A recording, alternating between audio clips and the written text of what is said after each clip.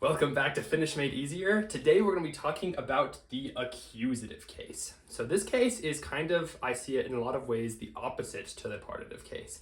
So I'm going to be referencing partitive a little bit later in the video, kind of how to know to use accusative versus partitive. So if you haven't seen my videos on partitive, I'd maybe recommend watching those before watching this. But if not, you'll be able to mostly understand what's going on today. It might just be a little bit useful, but it'll be good. We can just get right into it. So the accusative case is another case like partitive that goes on to objects in a sentence. So we have a subject and an object in a sentence. Like if I say, I buy a house, the I is the subject, the thing that's doing something, and house is the object. It's the thing that's having something done to it. So we have like house, I give you a hat, hat is the object. So just like partitive, accusative is used on objects of the sentence. Objects will often have some sort of case on them. So today we're going to be talking about when we will use the accusative case. Usually in Finnish, you will check first, is it going to have some sort of locative case? And if not, then it's going to be between accusative and partitive. So that's why I think accusative and partitive are very related. There are a few other random cases that sometimes happen, but accusative and partitive are very fundamental and useful to understand. So let's talk about how to do it. So first, let's talk about how to form accusative.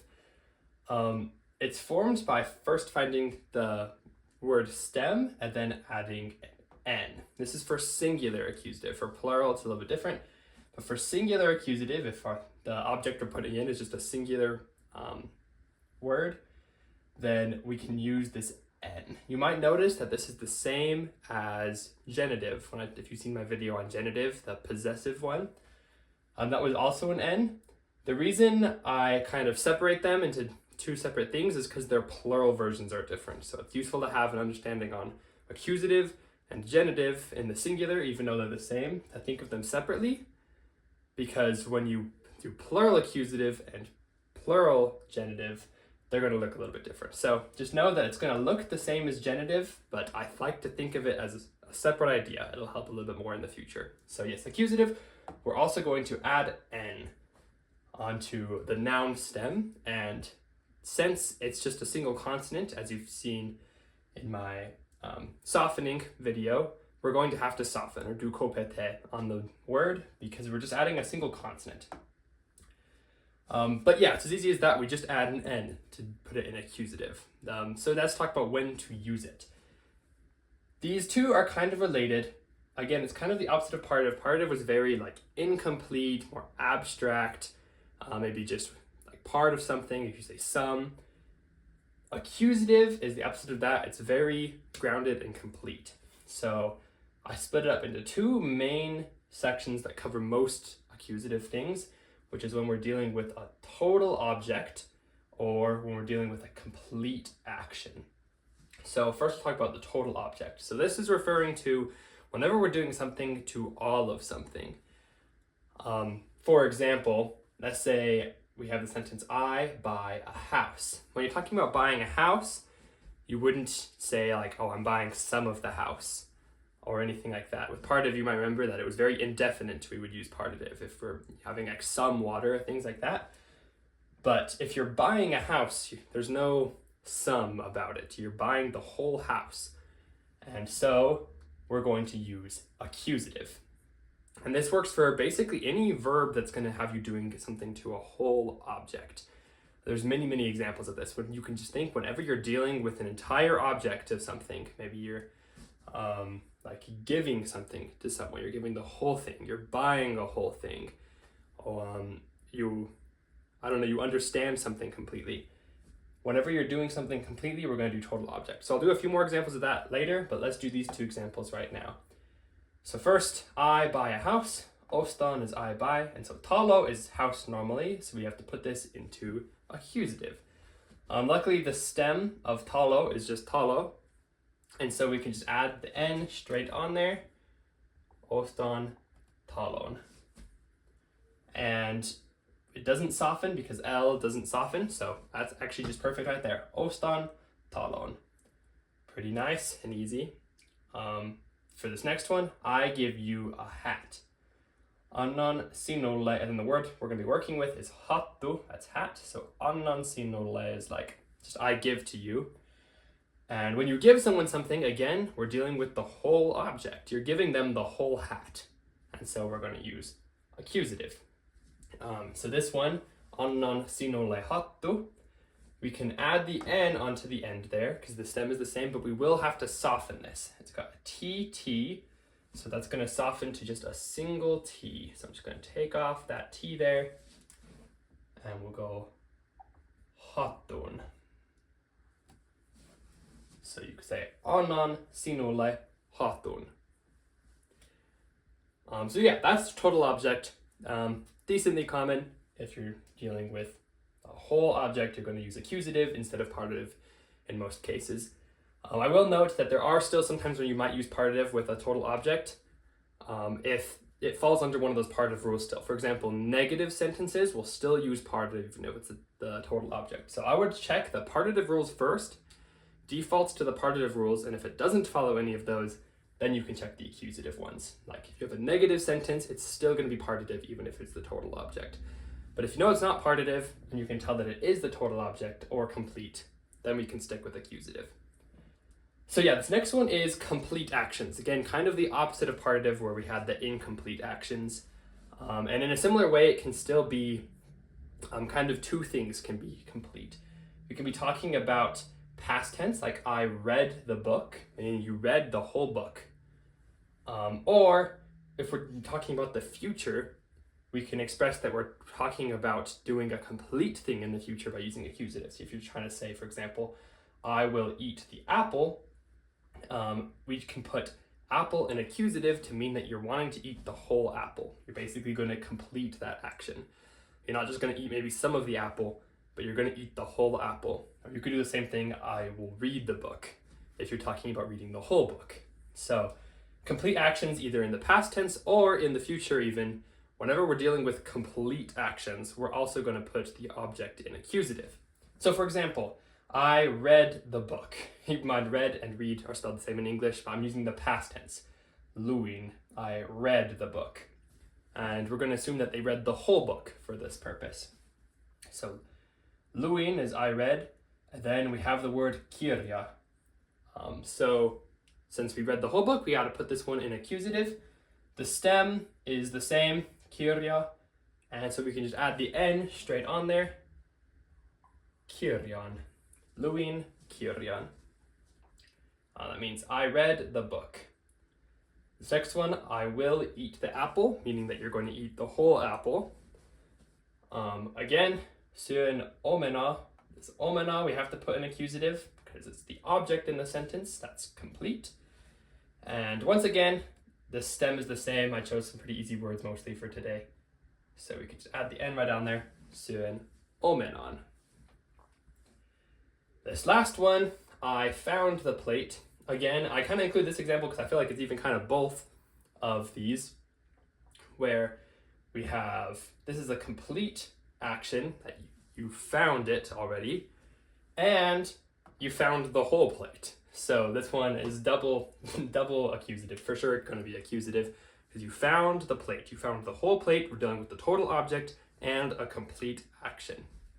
So with this one, I found is löysin, and then we have lautanen. This one's one that actually has a different stem. Our N-E-N will go to an S-E, if you remember, from how we form noun stems. And then we can just add from there our N right onto the end there. Löysin lautasen. And that means I found the plate. So we just found the stem and added the N. So again, pretty easy to form accusative. Just find the stem, add the N, and soften if needed. Most of these didn't soften. But it's pretty easy. Not too bad. Just with these total objects and complete things, usually when it's just very concrete what is happening or what has happened, we'll use accusative. So now I want to switch up the board and switch to some examples of some different types of sentences, and we'll have some practice of putting them in accusative or partitive. So you have to look at the sentence and think, is this going to be an accusative sentence or a partitive sentence? So I'll switch up the board real quick, write those sentences, and we can get right into that. All right, I've switched up the board a little bit. Now we've got these different example sentences here. Some of them are going to use accusative and some of them are going to use partitive. So the purpose of this practice is to kind of see which type of sentences you're going to want to put into partitive and which types you're going to use accusative for. Sometimes it's kind of hard to get used to that. So I've underlined the objects of each of the sentences, and those are the ones that we're going to be changing into either partitive or accusative. It's going to be these objects. If you want to try it on your own, feel free to pause it and try that on your own. If not, then I'm going to kind of go through each one and explain why it should be accusative or partitive. So for this first one, I ate the cake. We have I ate is saying, and then kakku is the word we're going to be trying to put into either accusative or partitive. So for this one, we're actually going to use accusative because if we say I ate the cake, then that falls under our completed action. It's already completely done. You already ate the cake. There's nothing that really fits the partitive about it at all, but it is a completed action, so it's going to be accusative. So what we do for this one is first we would add the N and then soften. So since this is double K, we're going to soften that to a single K. So I'm just going to take off the ending here. And then we're still going to have our U and then our N. So kakun with 1K and then UN. Then I'll finish that underline there. So it's going to become sein kakun with 1K and then our N at the end because it's accusative. So I ate the cake, sein kakun. For this next one, I didn't eat the cake. A very similar sentence. I didn't eat the cake. I didn't eat is en syönyt.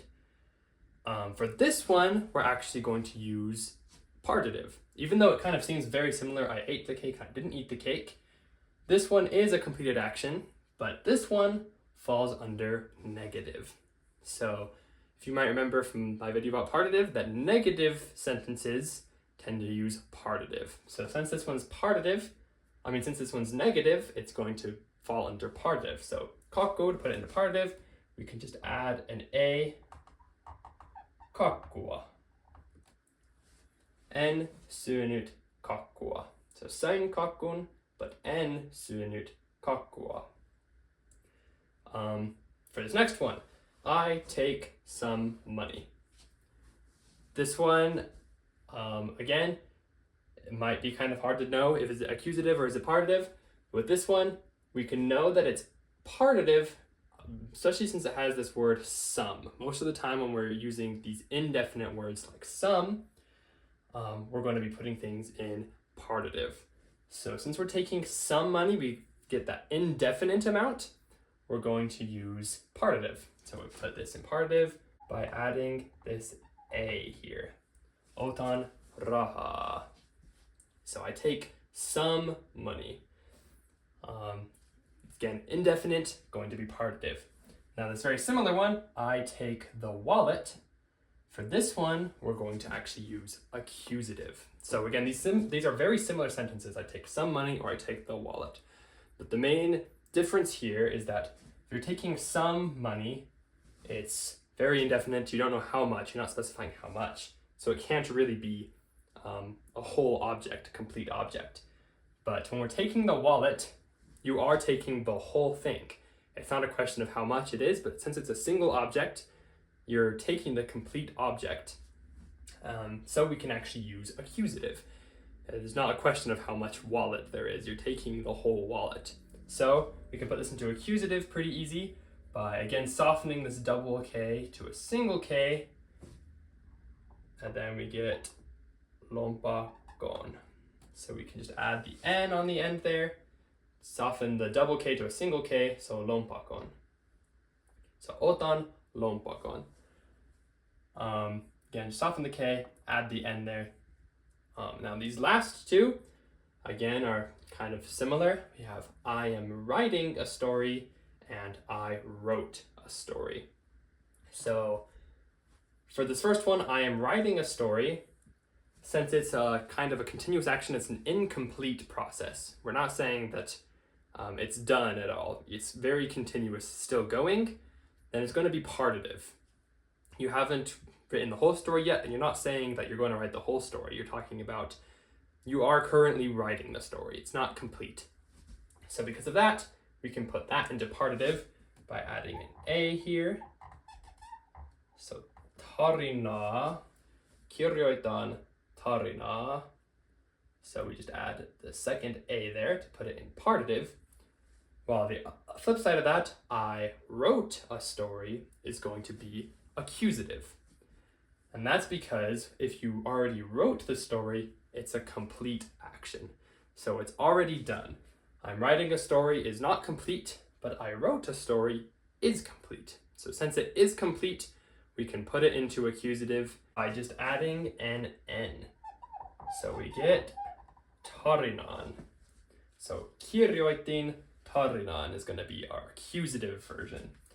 So once again, just kind of as a review, I ate the cake, accusative, because it's complete action. I didn't eat the cake is going to be partitive, because it's negative, so it can't really be. I take some money is going to be partitive because of this sum, it's indefinite. While I take the wallet is going to be accusative because it's total object. And then with these last two, I'm writing a story is an incomplete process, so it's going to be partitive, while I wrote a story is going to be a complete process. It's already done, so it's accusative. So I hope that kind of clears things up. Getting a lot of practice with putting things into accusative and partitive is really useful because it's used all the time. It's something that can definitely take some getting used to. So I'd recommend maybe like taking a lot of sentences and trying to notice which types of sentences will use partitive and which ones will use accusative. Like always, I'll have a document in the video description with lots of examples of this sort of a thing. So hopefully that helps. You can check that out. But thank you for watching, and we'll see you in the next video. Heippa!